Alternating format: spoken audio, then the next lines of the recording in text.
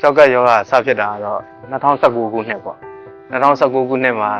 ကျောက်ကနှစ်ဖက်လုံးမှာကြောက်တယ်ပါတယ်ကျောက်ကနှစ်ဖက်လုံးကြောက်တယ်တော့ကျွန်တော်အဲ့ကြောက်ကိုခွဲပြီးတော့ထုတ်ရပါထုတ်တဲ့အချိန်မှာကျောက်ကနည်းနည်းဟိုပျက်စီးစာပြုတ်နေပါပြီပျက်စီးစာပြုတ်နေတဲ့အချိန်ကျတော့အဖြစ်ဖြစ်နေခွဲတဲ့အချိန်တော့ကောင်းတယ်2နှစ်3နှစ်လောက်နေပြီးတဲ့အချိန်မှာကျောက်ကတွန့်သွားတော့တော့ကျောက်ကနည်းနည်းရှုပ်သွားတယ်ကျောက်ကနည်းနည်းပျက်စီးစာပြုတ်လာတဲ့အချိန်မှာအဲ့မှာကျောက်ကကျွန်တော်ဆေးရပါဆေးနေတဲ့အချိန်မှာကျွန်တော်လိုပဲကျမကြီးမကောင်းတဲ့လူချင်းတယောက်နဲ့တယောက်တွေ့ဆုံပြီးတော့နှီးနှောပလေစကားပြောဖြစ်ပါတယ်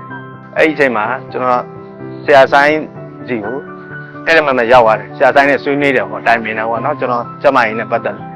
ဆရာဆိုင်ကလည်းလိုအပ်တာအကုန်လုံးပြောပြပါတယ်ကျွန်တော်ကဒီကျမကြီးနဲ့ပတ်သက်လို့ကြောက်ကအစားထိုးတဲ့ဝေဒနာနဲ့ပတ်သက်ပြီးတော့ဘယ်ဆေးရုံမှာကုဖို့ဘယ်ဆေးရုံမှာဘယ်လိုခေါ်နေဖို့ထိုင်ဖို့ဟိုတယ်ကအစအကုန်လုံးကြောက်ကခွဲစိတ်ကုသတာအစနယူးဒေလီကအပိုလိုဆေးရုံမှာကျွန်တော်ကြောက်ကအစားထိုးပေးပါတယ်ကြောက်ကစားထိုးပြီးချင်းလည်းအားလုံးအောင်မြင်နဲ့စီးသွားလို့လည်းကောင်းပါတယ်စီးစိတ်ကတော့1.7ဆုံးပါနော်ကြောက်က